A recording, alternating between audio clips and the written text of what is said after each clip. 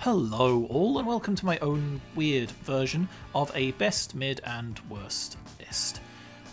Whilst all the big publications and streamers are making and revealing their best and worst games of the year, and they already have done, I don't really get to play a lot of the new stuff, as I'm not made of cash and can't afford $70 games all the time. So I'm usually playing games that have been out for a few years at least. So this tier list is a way for me to tell you what games I've played this year and what exactly I thought of them, summarising those thoughts in about 20 words or less.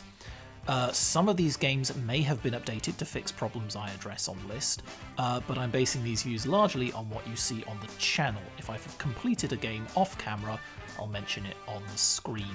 Right, let's as always start with the dregs. The dregs are D tier. An interesting idea that boils down to needle in a haystack gameplay, frustrating and boring. A perfect example of the most confusing and money-hungry aspects of the gaming industry. Glorified King of the Hill, marketed as Doom meets Fortnite, but in reality it's slow, clunky, and relies too much on gimmick deaths. The controls need refining, and the gameplay is bland and uninspired. Steep or Riders Republic did it better. How? How do you not have a screen showing what your controls are? How? Utterly baffling.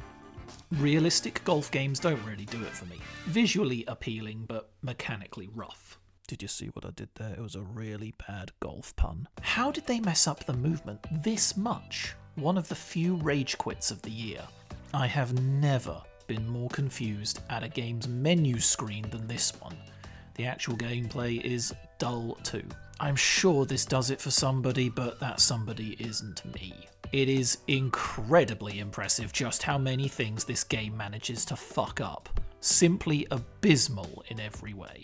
It's Evolve, but in the Dragon Ball universe. Who asked for this? Dragon Ball fans asked for it, Fred, obviously. Or maybe they didn't. It's Evolve. Who wants to play Evolve again?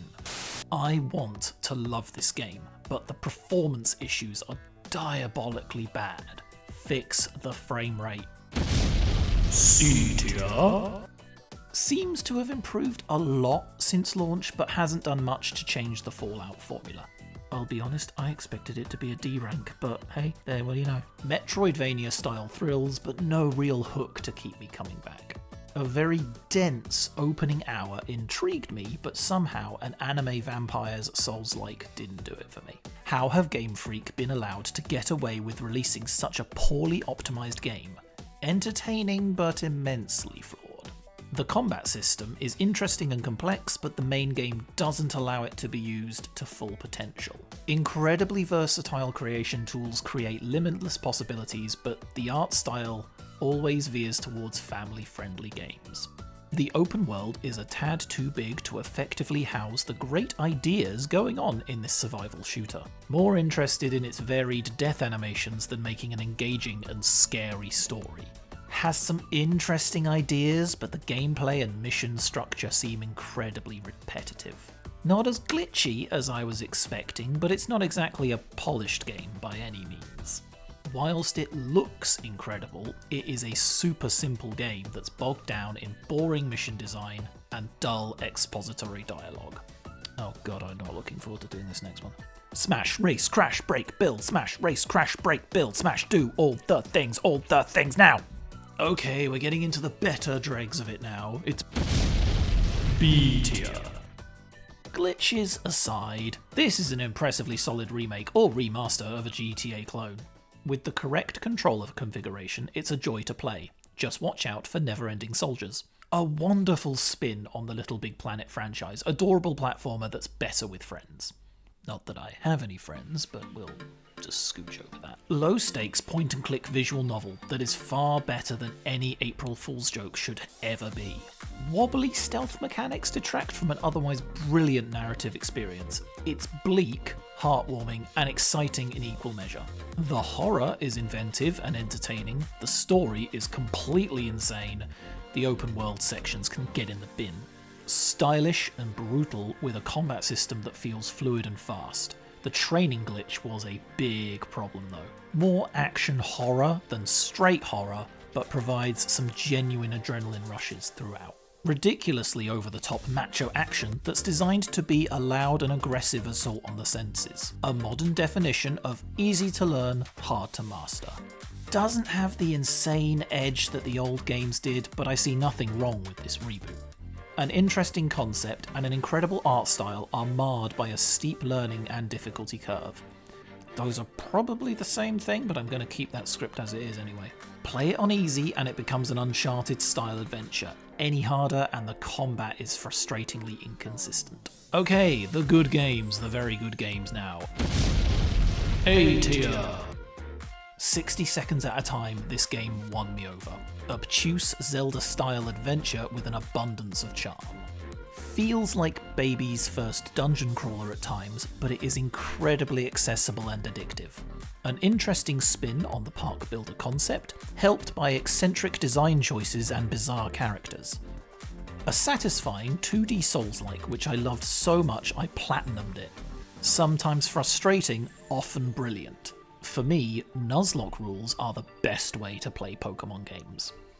A fun and fresh take on the story mode complements a game that's already bursting at the seams with content. Tonally erratic, but this is a great Sonic game and a good indication for future titles. A robust park builder that caters greatly to fans of the franchise, easy for those who haven't played one before. Simple but thoughtful adventure game with an amazing art style and adorable fox cubs. For my first Zelda game, this was a delight from start to finish, a magnificent and challenging adventure. The control style of this game works really well for me. It's a shame they never replicated it. Must clean all the things. Shouldn't want to clean all the things, but want to clean all the things. And now, the cream of the crop, creme de la creme. Best games that I played in 2023. S tier. Peaceful, stunning, beautiful. Explore the ocean depths, meditate with the fish, and get blown up by triangles. Essentially a silent film, but the graphical style and mesmerising ending made this an unforgettable experience. A wonderfully written tale that tackles various mental health issues in a powerful way. Also features disgusting bug monsters, goofy, bizarre, and wholesome co-op fun that will push your communication skills to the limit. The DLC turned this into a near-perfect game. Never release 9, you can't beat this. As if to use the expression again, a near-perfect FPS experience that still holds up remarkably well today. Bigger, better, prettier, hands down the best Halo game ever made. Fight me. Every aspect of this game is engaging and entertaining. The artwork incredible, the mechanics perfect, the story superb. Sheer brilliance. Low poly, simplified Dark Souls, enchanting levels, hilarious characters, and engaging combat. The endgame is a completionist's dream. The biggest surprise of the year, full of charm, soul, and surprisingly deep dialogue. I am desperately waiting for a sequel. The rail grinding shows the true age of this game, but the experience is still incredible from start to finish. Well, there you have it. There's my list of the games I played this year. Everything from B tier upwards, pretty much solid stuff.